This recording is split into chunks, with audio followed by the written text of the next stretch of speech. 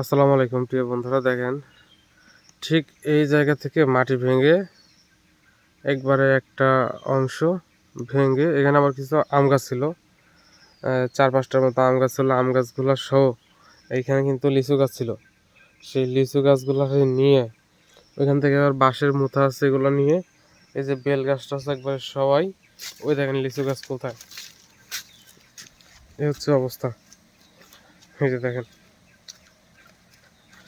এক টানা এই 5 দিন টানা বর্ষণের কারণে বাঁশের গাছ দেখেন কোথায়, এটা থাকার কথা হচ্ছে ওই উপরে, সেটা হচ্ছে এই যে এইখানে।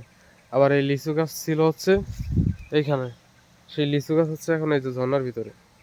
এই যে সুপারি গাছ দেখেন, এই যে এখানে সুপারি গাছ আছে, এখানে সুপারি গাছ, এই যে সুপারি গাছ আবার শোয়ানো এখানে টানা মানে এক লাইন সুপারি গাছ ছিল, সেগুলোও নিচে। এই হচ্ছে পানির পাওয়ার, বৃষ্টির পাওয়ার। আসলে পৃথিবীটাকে ধ্বংস করতে মহান আল্লাহ তাআলার আমার মনে হয় 1 সেকেন্ড সময় লাগবে না। আর মানুষ কত জিনিস নিয়ে, নানান জিনিস নিয়ে নানান ধরনের বড়াই করে। আসলে এগুলো আল্লাহর রাগের কাছে এগুলো কিচ্ছু না, একবারে তুচ্ছ। এই যে কত বড় বড় লিচু গাছগুলো ছিল, সেগুলো হচ্ছে এখন সোজা ওই নিচে ঝর্ণার ভিতরে।